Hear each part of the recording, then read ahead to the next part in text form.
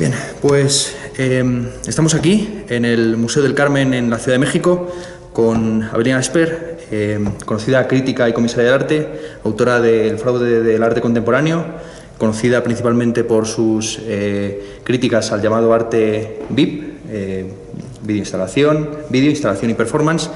La primera pregunta que quizás cabría hacer es ¿cuál es el problema exactamente con estos tres formatos? ¿O por qué motivo, digamos, tu crítica se ha centrado principalmente en el arte contemporáneo que se realiza en estas plataformas?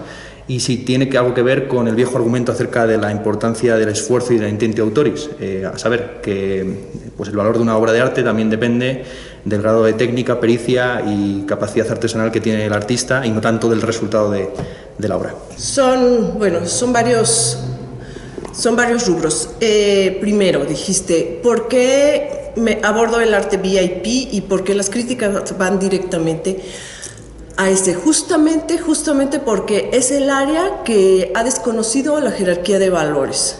Desconoce por completo si hay un nivel de calidad, desconoce por completo si la obra fue lograda o no en términos elementales, y la única excusa para usar esos elementos es nada más afirmar que son los medios de nuestro tiempo y que un artista debe trabajar con los medios de su tiempo. Entonces, eso es absolutamente falso en el arte. ¿Por qué? Porque el arte no tiene tiempo, en primer lugar. Los medios son trascendentales y los medios son intemporales. Entonces, decir, tienes que trabajar, o sea, es más, ponerlo casi como una condición, con los medios de tu tiempo, porque debes de ser consecuente a tu tiempo, es una tontería pensando que el arte tendría que trascender. Entonces debe de trascender tu mismo tiempo y debe de trascender tu contemporaneidad. Y si estás sujeto a lo que en ese momento está de moda, lo que estás haciendo es que el arte se caduque, en el momento en que se caduque ese elemento. Y por un lado, lo que dices de que si es el viejo argumento de que se necesita talento o se necesita tener habilidad o lo que sea, porque además ya lo reducen a la artesanía, ¿no? Como si se tratara de estar poniendo tornillos en una mesa. O sea, no se trata de eso. Simplemente, en el video se necesita alto nivel técnico y el video funciona como tal porque atrás del video hubo un aparato tecnológico y personas muy bien, muy creativas, muy audaces para crear esa plataforma, y además atrás de toda tecnología hay científicos. Y quiere decir que en el momento en que se crea un medio nuevo y se crea el video, resulta que los artistas dicen, ok, aunque esté muy bien, aunque el nivel del medio sea alto y que el video te pueda dar te pueda dar calidad tecnológica dentro de su nivel, y hay una competencia feroz entre la tecnología para dar cada vez más calidad, el artista se retrae ante eso y dice, yo calidad no. Yo con mi mediocridad y mi medianez estoy muy a gusto porque yo no tengo que responder ni siquiera, imagínate qué horror, no tienen que responder ni siquiera la calidad del medio que están utilizando. Eso es absurdo, eso es absurdo. Entonces te das cuenta de que la excusa de que voy a utilizar los medios de mi época ni siquiera se cumple porque carecen de la habilidad, del entrenamiento, de la vocación, de la responsabilidad con su propia época de utilizar al máximo los medios que la época les permite. Entonces eso es una contradicción, es una falacia del arte contemporáneo. Claro, aquí el principal problema es a qué nos referimos exactamente cuando hablamos de calidad y si esa calidad viene definida por las propias comunidades gremiales a las que nos estamos refiriendo. Porque claro, cuando uno piensa en el performance, pues también hay que entenderlo en el contexto del arte contemporáneo, que se ha ido aproximando mucho a las formas del performance. Quiero decir que cuando uno habla quizás de calidad tecnológica en términos de fotografía o de vídeo, pues no los principales directores de cine actuales utilizan el 3D, a pesar de que caben esas posibilidades tecnológicas, ¿no? Entonces un cierto uso, por así decir, naif o ingenuo de los materiales tecnológicos no tiene por qué ir en detrimento de la calidad, ¿no? Y además en un contexto en el cual, insisto, creo que buena parte, por ejemplo, de la comunidad de los arquitectos se aproximan a las prácticas de la instalación como microarquitectura, y buena parte de los cineastas ya exponen prácticamente los cineastas, digamos así, de vanguardia, exponen sus obras en museos, las proyectan en salas de museos, y del mismo modo buena parte del performance ya está muy intrincado con el teatro. Entonces, claro, la pregunta sería esta: ¿desde qué punto de exterioridad o desde qué visión, desde qué altura, desde qué plataforma uno afirma que determinada obra tiene o no calidad, si no es apelando, digamos, a esas comunidades gremiales con unos ciertos criterios objetivos que tienen dentro de ellas? El arte contemporáneo ha establecido sus parámetros con mucha dejadez y mucha irresponsabilidad. La calidad siempre ha sido una búsqueda del arte, siempre. Desde el inicio, el sabio manejo de los materiales era una responsabilidad del artista para que la obra perdurara. Entonces eso no significa que ahora se pueda desechar eso nada más para hablar de tal o cual tema. Que además los temas, ahora sí que me imagino que vamos a hablar también de eso, los temas también están mal abordados. Entonces, hay un principio básico. Para que tú puedas desarrollar un lenguaje, primero tienes que dominar las herramientas de ese lenguaje. O sea, tú no puedes escribir poesía si desconoces el idioma en el que la estás escribiendo, porque no sabes hasta dónde puedes llevar tu herramienta, que es el lenguaje. Entonces, los artistas plásticos, los artistas que usan, necesitan dominar ese lenguaje, necesitan dominar esa herramienta para poder hablar con ella. Y eso lo ha hecho el cine durante décadas, ahora sí que lo ha hecho durante 100 años, y lo ha hecho la fotografía, y lo han hecho los distintos medios. Que estén expuestas las obras en los museos actualmente no significa nada, porque los museos mismos han desechado los parámetros también de calidad y han desechado toda toda la voluntad creativa de generar exigencia hacia el arte contemporáneo, porque lo ha convertido en complaciente, lo ha convertido en una forma de autoayuda elitista, de no frustración, y la inclusividad, que es una falsedad dentro del arte, porque el arte se ha vuelto profundamente elitista. La inclusividad se basa únicamente en no generar esa frustración y que lo que el artista lleve sea expuesto. Entonces, ¿cómo se puede conjugar inclusividad con elitismo? Claro, es lo que digo, ¿no? Es una paradoja, y ellos lo han hecho. Porque mientras te hablan de la inclusividad, que es simplemente que el artista lleve lo que lleve, y entonces Martin Creed puede llevar su video de vómitos, y entonces Santiago Sierra puede poner gente masturbándose, y entonces Esther Ferrer se puede sentar en una silla con espaguetis, que no tiene ninguna implicación artística ninguna de estas tres manifestaciones. Es simplemente para no generar frustración. ¿Y en qué es elitista? Que si el artista está utilizando lo que ahorita se consideran medios tradicionales, entonces no es contemporáneo.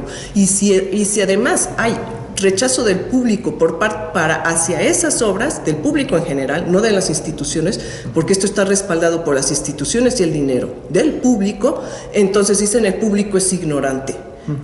Y yendo a la ignorancia, entonces te das cuenta que por un lado tú mismo dices, bueno, pero la utilización ingenua de los medios no significa que no aporte calidad. No hay utilización ingenua de ningún medio por parte de un artista. Hay ignorancia y hay falta de entrenamiento, que es muy necesario en el arte. Hay falta de preparación, hay falta de voluntad de hacer las cosas con un nivel que te confronte contigo mismo, que te confronte con tus limitaciones, que te confronte a hacer un esfuerzo mayor. Eso es lo que hay. En el arte no hay ingenuidad. Vamos a partir de una cosa: el arte es conocimiento. Entonces se puede ser ingenuo en buscar ciertos rasgos, digamos, de pureza, de inocencia en la obra, como búsqueda del lenguaje. Pero la verdad, seamos sinceros, o sea, no hay ingenuidad. Claro que no. No hay ingenuidad. Sabemos lo que estamos haciendo. Sí, bueno. O sea, un artista es un profesional. Y entonces dices, hay ingenuidad, y después por otro lado hacen un alarde enorme de que provienen de las universidades, de que tienen todos los doctorados, de que usan una jerga intencionalmente rebuscada para describir sus obras, de que todas sus obras tienen así las grandísimas intenciones. O sea, los artistas quieren sustituir a los filósofos sin saber filosofía, quieren sustituir a los científicos sin saber ciencia, quieren sustituir a los actores de teatro con sus performances limitados, dedicados al accidente, a la improvisación y a la mala respuesta escénica, resulta que ellos son una parte alterna al teatro, mientras el teatro se hace con disciplina, ellos pueden evadir la disciplina. Entonces no hay ingenuidad. Pues muy parecido, o sea, cualquiera que conozca medianamente cómo funcionan las artes llamadas escénicas actuales, digamos que incluso han adoptado muchos de los códigos del performance. No, es que es al contrario. Performance significa simplemente actuación en vivo. Entonces, todas las artes interpretativas, la danza, el teatro, la música, son artes performáticas. Sí. Entonces, el performance lo único que hizo es reproducir la actuación, robarse el hecho de la actuación en vivo sin ningún rigor.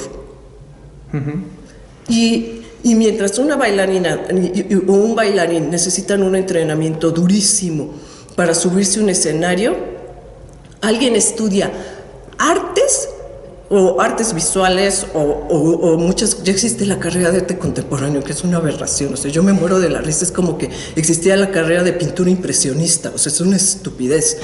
Pero y sin tener entrenamiento de su cuerpo, sin tener dominio del espacio, sin tener ni siquiera una visión escénica real, se suben y dicen soy performer. Entonces se generó, más bien en el arte contemporáneo, lo que se generó fue una rama del arte completamente complaciente, ajena a la disciplina, buscando nada más una falsa felicidad o un falso confort dentro del arte. Vamos, como diagnóstico general, yo estoy bastante de acuerdo con buena parte de lo que señalas, especialmente pues aquello de que los artistas actuales quieren ser filósofos sin haber estudiado filosofía, ¿no? Simplemente con 4 o 5 tópicos extraídos de textos de catálogo. Pero creo que es interesante como rebuscar un poco simplemente en las bases conceptuales sobre las que sostiene tu argumentación, porque aunque son tópicos mucho más elaborados que pues el nivel básico bajo el cual, pues por ejemplo, un carpintero llega a una exposición de arte contemporáneo y dice, eso lo podría decir, me he hecho mi hijo de 6 años. Yo quisiera ver hasta qué punto no hay una fetichización en cuando tú hablas de la técnica, de la importancia de la formación, etcétera, del tiempo que ha llevado a producir una obra.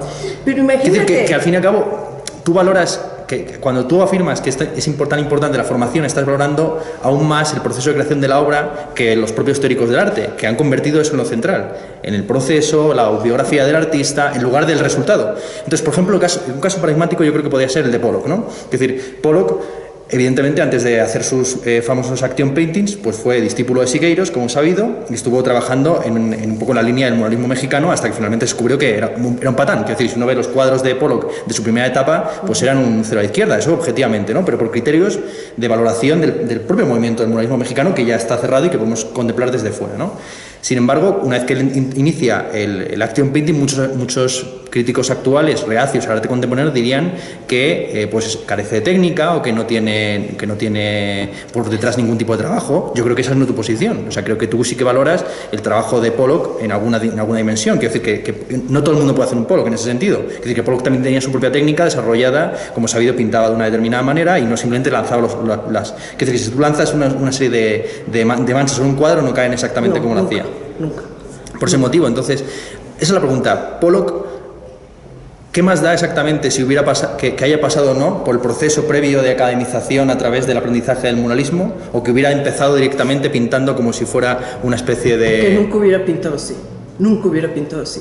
Si Pollock no conociera debidamente los materiales, si Pollock no hubiera estado con la escuela de Siqueiros, que era altamente exigente, si Pollock no hubiera conocido una cosa importantísima en cómo funcionaba el espacio, y el espacio, además de la frontera del lienzo, si él no hubiera pensado en ese espacio, Pollock no hubiera creado las pinturas que hizo. Y tú puedes ver las pinturas de Pollock y son caligráficas.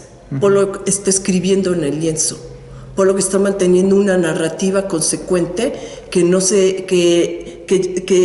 se va desarrollando durante toda la pintura. Eso no lo habría sabido si no viene de algún lado. Y además hizo una cosa muy importante, le dio la espalda a todo lo que sabía, a todo lo que él pensaba que era la pintura, para enfrentarse con todo el riesgo a inventarse algo, a ver a ver si le funcionaba o no. Y ni siquiera se detuvo a averiguar eso, porque estaba demasiado torturado y demasiado alcoholizado como para pensarlo. Entonces, yendo al fetichismo, ahorita es el momento más fetichista del arte. Y no digamos el fetichismo de la técnica y de aprender, eso es necesario. Y no podemos fundamentar, no podemos deshacernos del conocimiento humano para hablar que es importante la ignorancia. No. Ahorita es el momento más fetichista del arte. Ahorita que la gente puede exponer su ropa sucia, ahorita que la gente puede exponer literalmente sus excrementos, eso es fetichismo real. Ahorita que la obra es el artista mismo, vivimos el momento más ególatra, más fetichista y más superficial del arte. ¿Por qué? Porque ni siquiera se trata de que la persona sepa hacer algo. Se trata, por ejemplo, la performance. Es ridículo que te chantajeen con el sufrimiento que tienen para hacer sus disqueobras. Es absurdo. El sufrimiento no tiene ningún valor. El sufrimiento es una circunstancia personal que si trasciende a la obra es porque la obra se sublimó en eso, pero el sufrimiento no significa nada en el arte. El sufrimiento no es un chantaje y no es una obra de arte. Todo el mundo sufre y eso no te convierte en artista. ¿Y qué pasa? Si me senté 2 horas en un hielo hasta que se derritiera y se me congeló el culo es porque soy gran performance y porque estoy sufriendo y porque eso es lo que debes valorar. Mentira. Y no te interesa que la gente se flagele y no te interesa que la gente se cuelgue como los performers de Marina Abramovic que se cuelgan en la pared y están ahí expuestos a la humillante visión del público. Ese sufrimiento no le aporta nada al arte, no le aporta nada al mundo. Perdón por interrumpirte, pero ¿no se puede extrapolar precisamente ese argumento a lo que estábamos discutiendo antes, a la cuestión de la formación? Que la formación es importante si trasciende la obra, pero que como has afirmado en el caso de Pollock, algunos artistas precisamente han hecho una contribución relevante en la medida en que han ido contra su formación. Pero es que todo el mundo va contra su formación. Claro, o sea, que todo el mundo tiene una formación. Todos los artistas van en contra de su formación. O sea, el arte es un proceso de contraeducación. Las escuelas no hacen artistas. Los que se meten en una escuela creyendo que van a salir de artistas están completamente equivocados. El artista lo hace el trabajo. El artista lo hace estar todos los días frente a la obra. El artista lo hace estar todo el tiempo en soledad frente a tus propias limitaciones. Eso es lo que hace un artista. Y en ese momento es cuando el artista cuestiona lo que sabe y toma lo que le sirve para generar un lenguaje, toma lo que le sirve para generar obra y se dedica a invertir las herramientas cognitivas, emocionales, materiales para formar su obra. O sea, es absurdo pensar que eso es un proceso feliz o que eso es un proceso que te va a ser sencillo. Entonces les debe de costar toda la vida. Y si muchas veces, haciendo todo eso, la gente no hace arte. Hay muy buenos profesionales de las artes que son muy buenos maestros y tienen muy mala obra, pero aportan porque saben enseñar a los muchachos a usar los materiales, aportan porque saben transmitir ciertos conocimientos a los muchachos que después los jóvenes van a adaptar y van a procesar para su propio trabajo. En relación con esto último, yo creo que también uno de los temas que has puesto así sobre la mesa, pues en tus textos y también en tu libro, es pues una crítica a las teorías del arte que están ahora mismo en boga. Bueno, has afirmado en la última pregunta que hay artistas o gente que quiere ser arte, que el concepto de arte no engloba a todo el mundo que se autocualifica de esa forma, ¿no? Es decir, que hay un componente normativo y no meramente descriptivo de la categoría de arte, ¿no? Bien, aquí evidentemente pues tú entras en confrontación con las llamadas teorías institucionalistas del arte, por ejemplo la de Dickey, que afirma que todo lo que es reconocido por la institución museística pues es arte, o contra las también teorías postmodernas, como puede ser por ejemplo la de Jameson, que directamente pues rechazan el concepto como un concepto elitista que está asociado con una distinción entre alta y baja cultura, de tal forma que ya el teórico o el crítico cultural no tendría tanto que pues analizar esta distinción entre arte y pseudoarte, sino más bien simplemente analizar fenómenos de cultura pop conforme a intereses más bien tipo sociológico. Bien, ahí, si no he entendido mal, pues la definición que tú sueles manejar de arte es pues un tipo de obra que, dada su ejecución técnica, maestría y talento, pues supera o trasciende el propio contexto espacio-temporal para generar una conmoción de tipo emocional en sujetos de diversos espacios y tiempos, ¿no?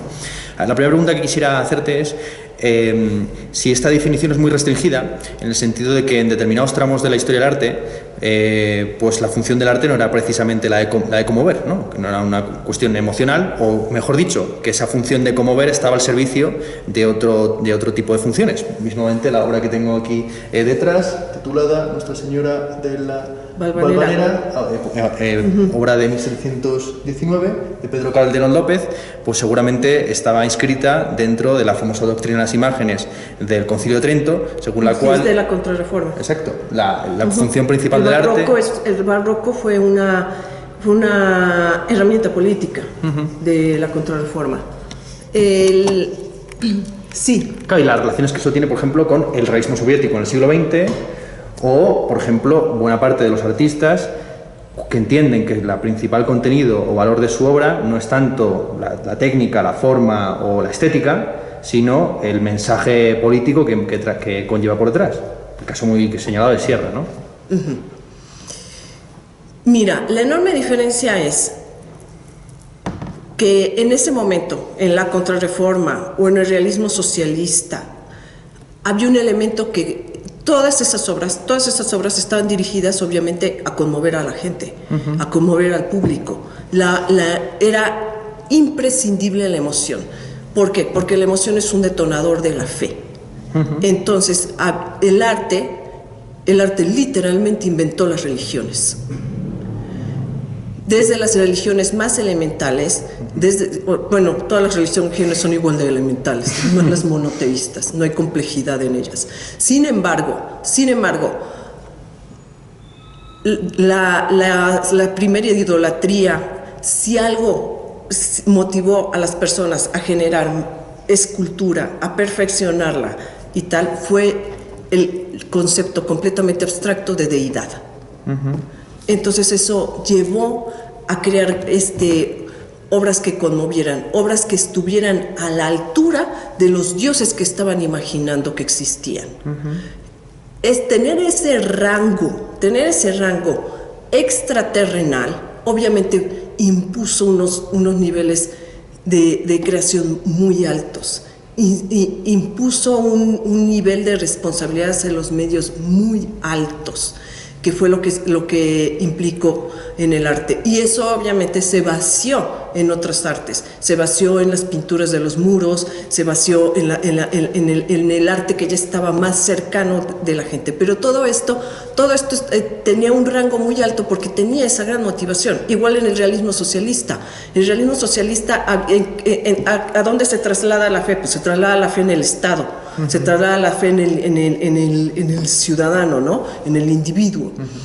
Entonces esa gran religión que se convierte en el Estado, pues también necesitaba demostrar que funcionaba. ¿Y cómo funcionaba? Bueno, a través de todas sus manifestaciones estéticas.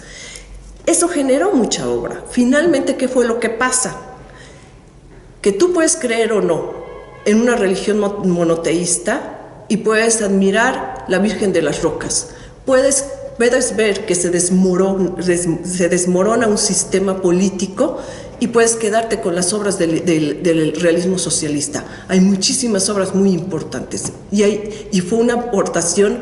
El constructivismo hizo una aportación así formidable al arte contemporáneo. Es más, todo el diseño contemporáneo todavía se alimenta del constructivismo. Entonces, si la obra trascendió el sistema político, si la obra trascendió la religión, si la obra trascendió todas estas condicionantes y la puedes apreciar desde su pureza estética, eso es arte, indudablemente. Y es lo que no está pasando ahorita. Todo el mundo tiene las grandes intenciones, el arte parece una ONG, tienen así un enorme oportunismo social, un enorme oportunismo político, porque hay que decirlo, son increíblemente oportunistas, son increíblemente explotadores de las instituciones y las obras no trascienden, pero no trascienden, ya no digamos la búsqueda o la crítica social que están haciendo o la crítica política. Vaya, no trasciende la sala del museo. Las obras quedan ahí caducas en el espacio donde fueron expuestas. Entonces, ese arte no nos está sirviendo de nada. Ese arte está muriendo en el instante. Estamos generando una cultura sin huella. Estamos generando una cultura que no va a trascendernos como individuos.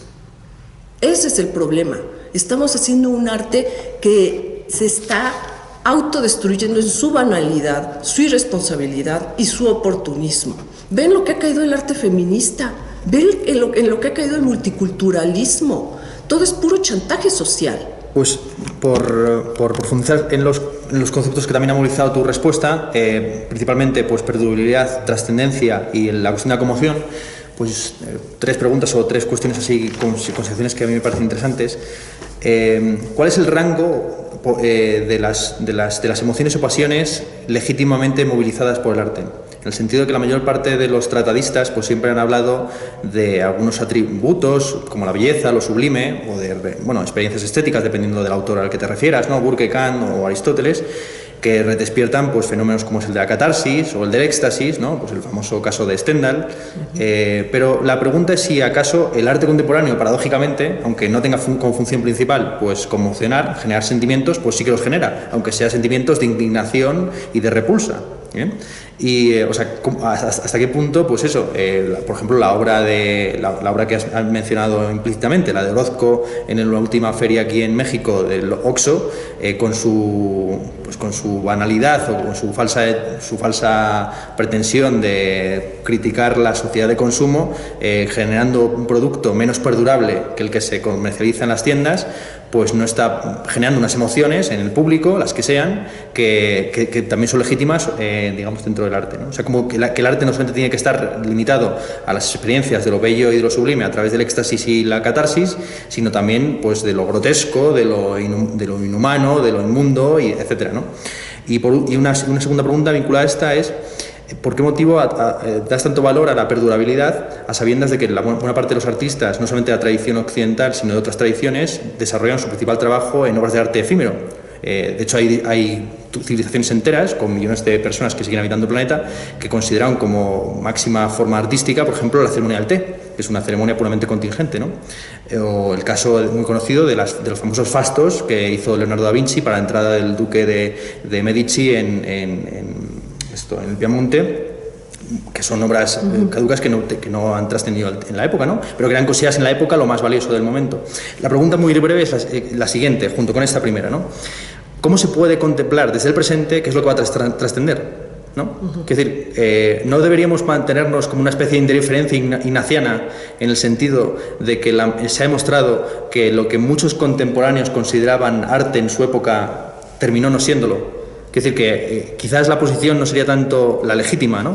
Bajo este argumento de que el verdadero arte es el que trasciende, la posición no sería tanto el de criticar o el de apoyar el arte contemporáneo, cuando simplemente mantener una especie como de distancia respecto a lo que está sucediendo y decir que ya el tiempo asentará cada cosa, bajo simplemente la experiencia histórica de que el cine a comienzos del siglo XX era considerado una mera técnica, mientras que a partir de la Nouvelle Vague es reconocido como un séptimo arte, y así ha sucedido sucesivamente, ¿no?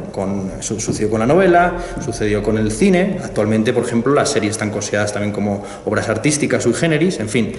¿En qué medida la propia dimensión del presente impide hacer un juicio crítico sobre lo que se está produciendo en el presente?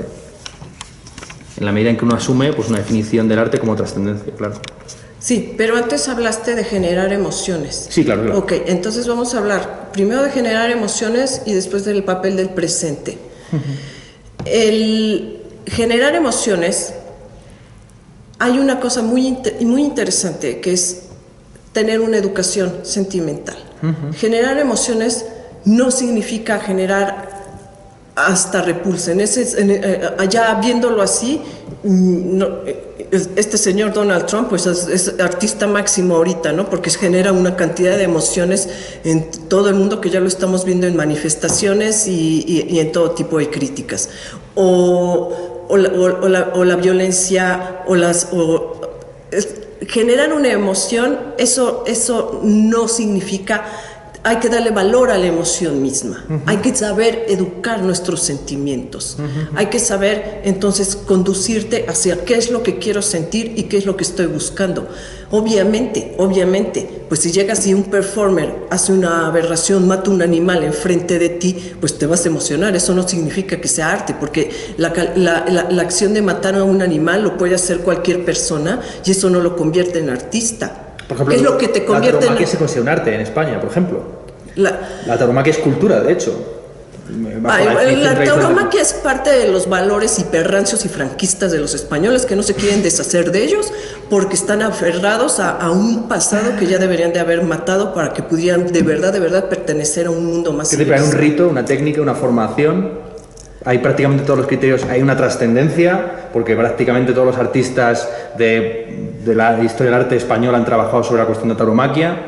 Sí, porque es parte del folclore, o sea, es una manifestación folclórica. Es como aquí en México las peleas de gallos, que son horrendas.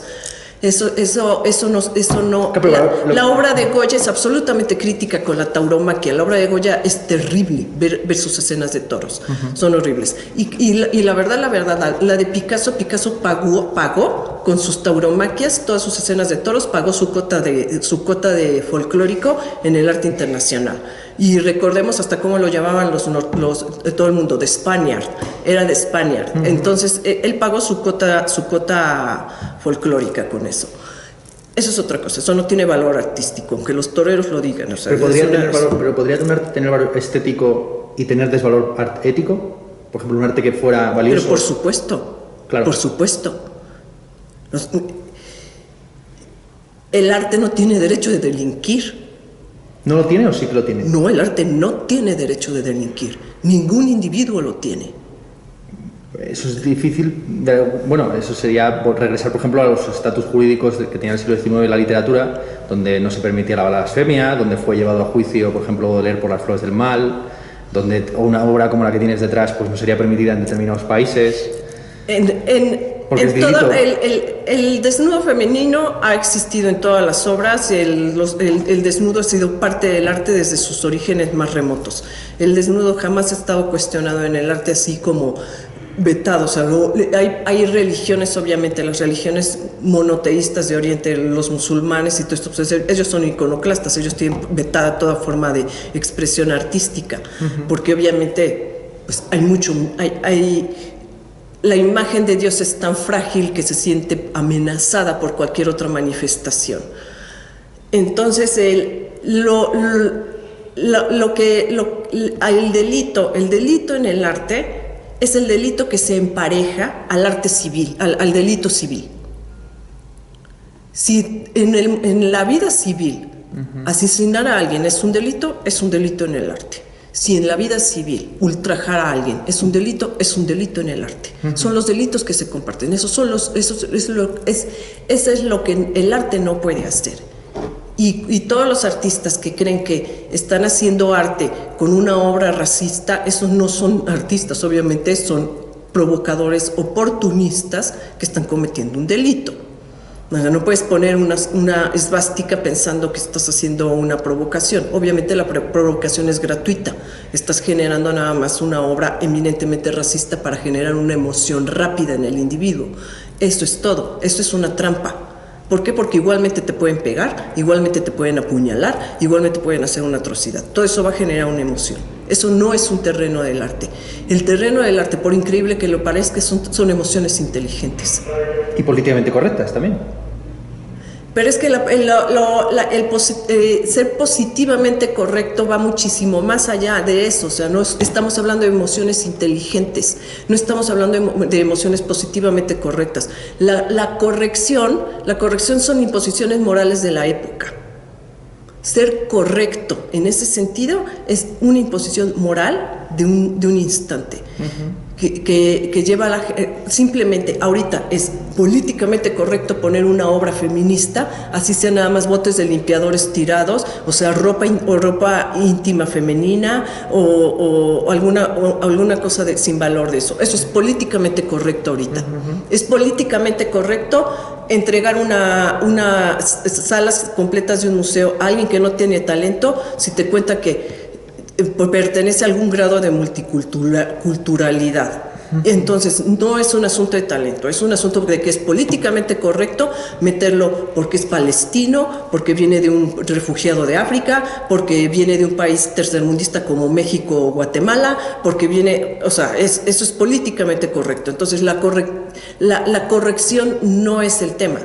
Lo que es el tema es que los valores éticos que sostienen a una sociedad son los valores éticos que están implicados en el arte. Los artistas no pueden matar a alguien, obviamente, por una performance. Y de eso íbamos al presente. Entonces me dice que qué valor tiene el presente, ok, y qué valor tiene la trascendencia. Mira, estamos hablando de que el arte no ha terminado y el arte ni siquiera ha comenzado. O sea, ante la eternidad, el arte está en un inicio.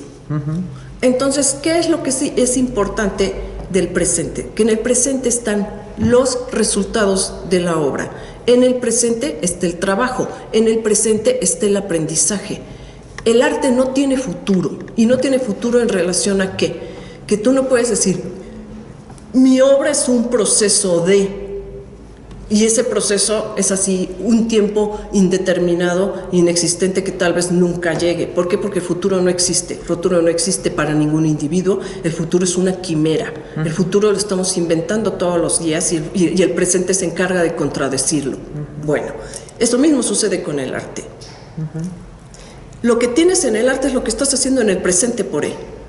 Los materiales que estás utilizando en el presente por él, lo que está estudiando el artista en el presente, lo que el artista está entregando en el presente con la obra. Eso es lo que hay en el arte, nada más. ¿Qué es el proceso de contemplación? El proceso de contemplación sucede en el presente. No sucede... El hecho de que tú veas ahorita mismo una obra de la Contrarreforma, que veas una obra del Barroco, está sucediendo en el presente. No importa que esa obra venga de hace 500 años, lo estás viendo en el presente. El arte es solamente presente. Bueno, como penúltima pregunta, estaría bien que comentaras un poco cuál fue el criterio comisarial, ¿no?, de la exposición en la que nos encontramos, que es la cuarta, si no me equivoco, ¿no?, de esta colección aquí en el Museo del Carmen, que tú comisarias por ti. Esta colección se titula El Mural del Milenio.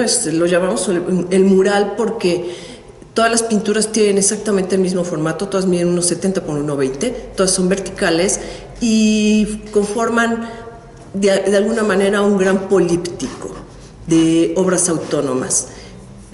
Son los 5 elementos: éter, tierra, aire, viento y fuego. 8 artistas hicieron un elemento, 8 y 2 hicieron el éter.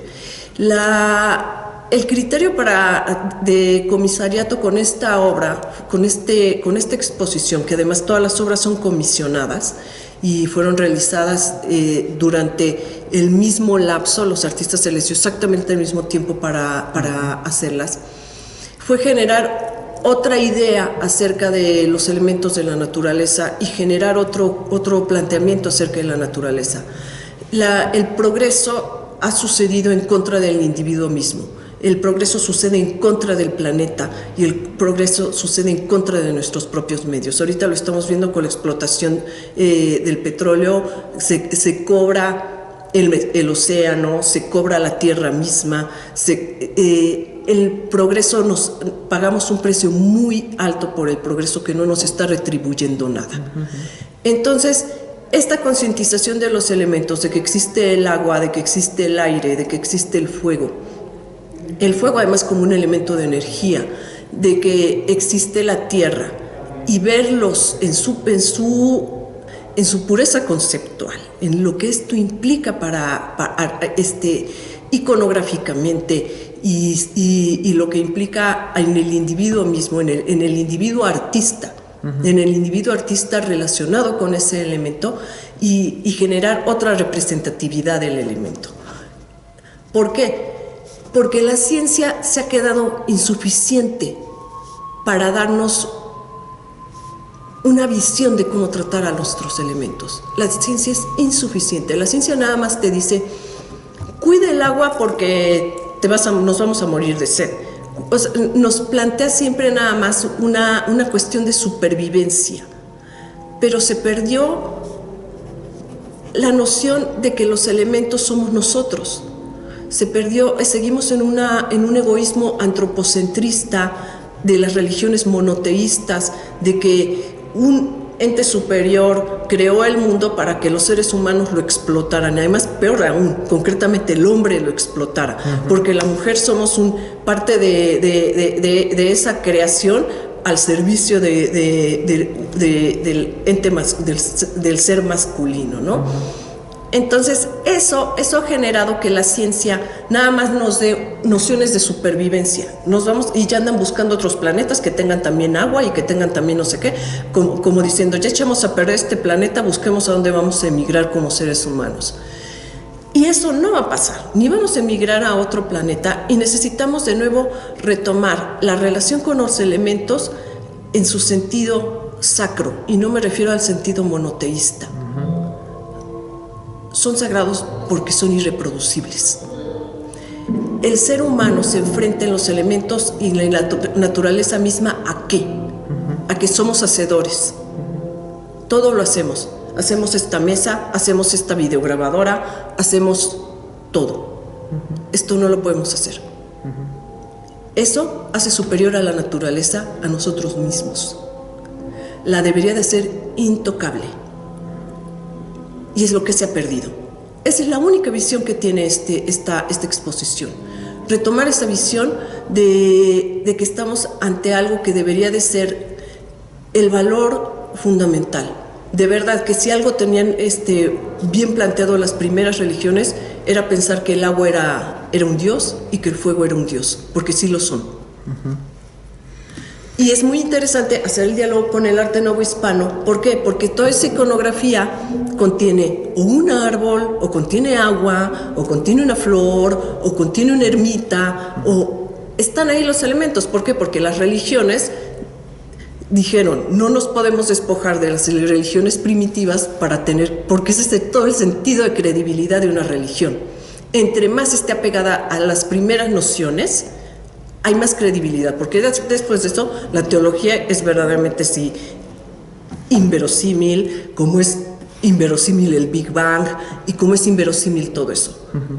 Sabemos nada, pero lo único que sabemos es que esto que tenemos es irreparable. En esta misma línea, la penúltima pregunta, pues rebuscando en esta cuestión de la revalorización de lo ya dado como lo natural, pues me gustaría preguntarte por la cuestión del ready-made o de lo je trouvé, en la medida en que es un fenómeno que suele atribuida a Duchamp, quien además pues ha sido siempre cargado como el gran destructor de los criterios de calidad artísticos en el siglo XX, pero claro, este fenómeno de tomar algo ya dado, en este caso no dado por la naturaleza, sino por la industria, y convertirlo en un producto no solamente cultural, sino económico, pues es algo que sucede prácticamente desde las primeras etapas de la historia de la humanidad. Así, por ejemplo, la cava, con su famosa piedra que tiene dentro, que es un meteorito, se puede incluso considerar como un objet trouvé, o sea, es al fin y al cabo un objeto natural convertido en una deidad, ¿no? Y del mismo modo, buena parte del proceso que lleva a cabo el mercado del arte, convirtiendo la basura en el excremento o los desperdicios en obras artísticas, pero también en bienes de revalorización muy alta del capital en el mercado financiero, pues es lo que venía sucediendo, por ejemplo, en el siglo XVII con los tulipanes holandeses, ¿no? Entonces la pregunta es un poco esta, ¿no?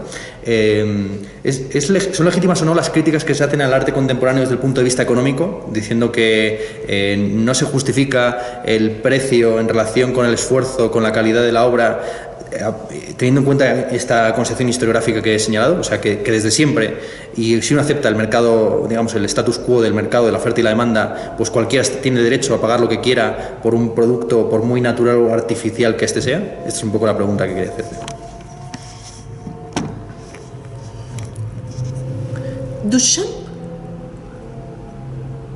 es el santo de los mediocres. Nada más. Ese señor es el gran timador, O sea, yo creo que empezando porque se robó el urinario, no era de él, era de Elsa, o sea, él es el gran timador. Yo creo que es así de los grandes farsantes que ha generado, no digamos la historia del arte, la historia mundial. O sea, es así, es una especie de Donald Trump del arte. O sea,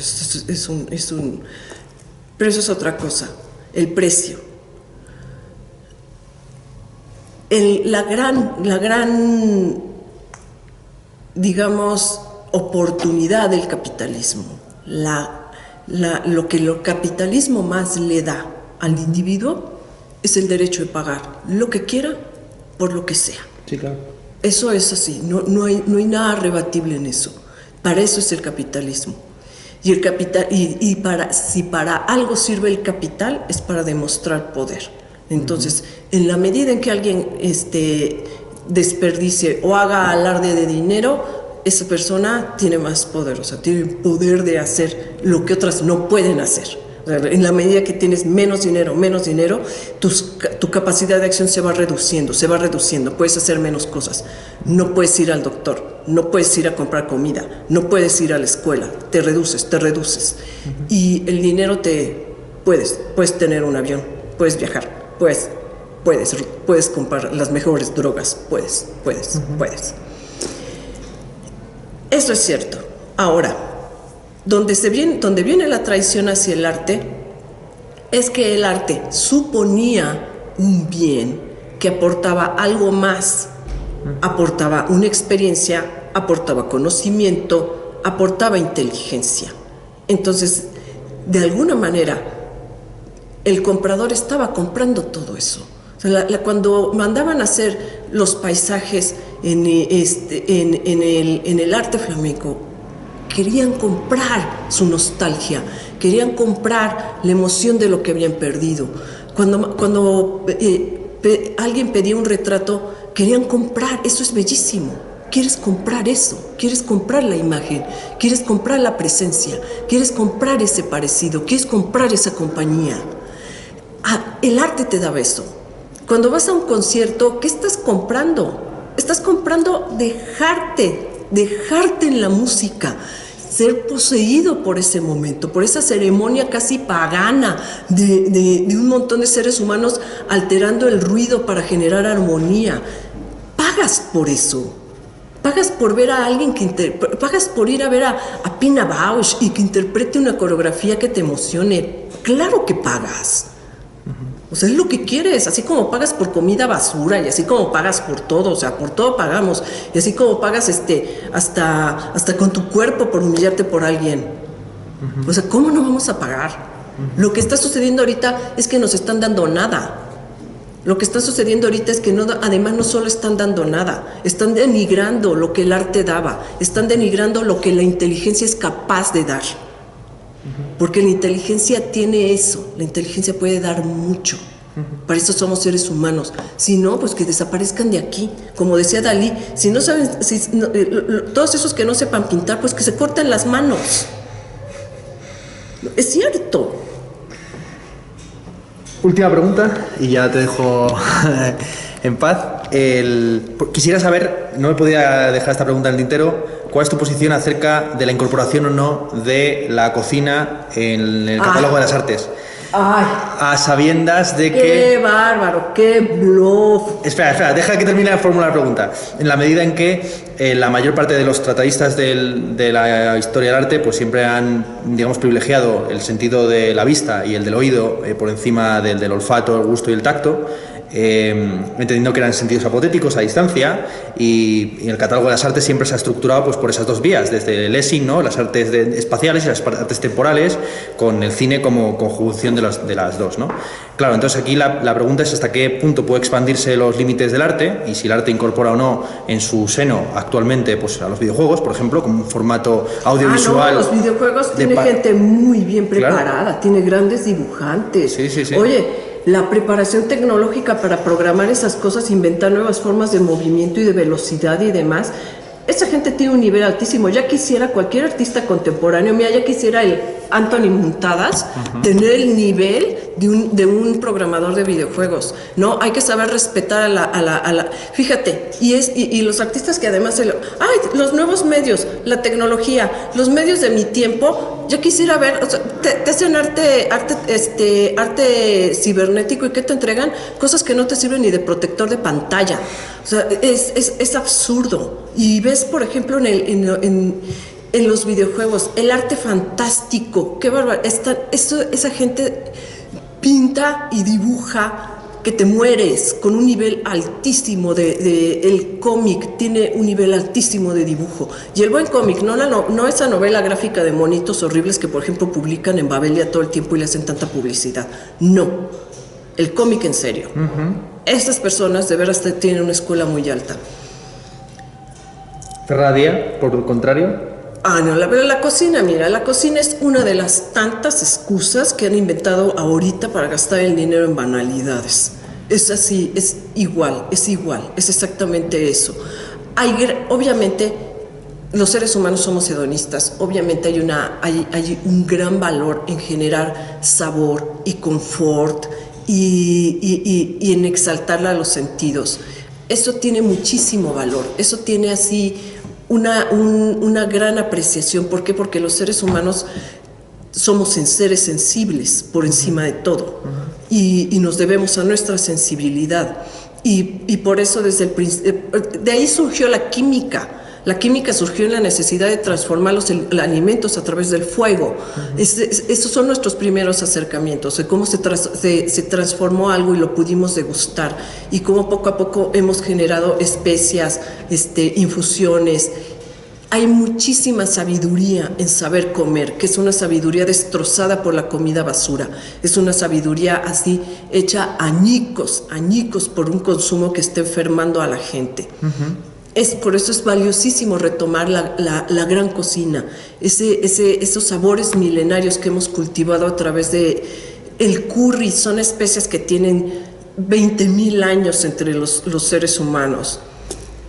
Pero de eso, a la cocina molecular, a los potajes hechos esferizados y todas esas cosas atascadas de elementos químicos que tienen el mismo valor alimenticio de la comida que venden de la comida chatarra, eso es simplemente bluff para gente que no sabe en qué gastar su dinero.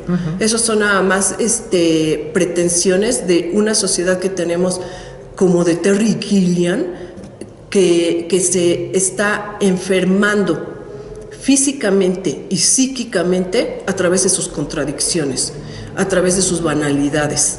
Eso es parte de todo esto. Comer eso es como comprarle una obra a Damien Hirst. Es exactamente lo mismo.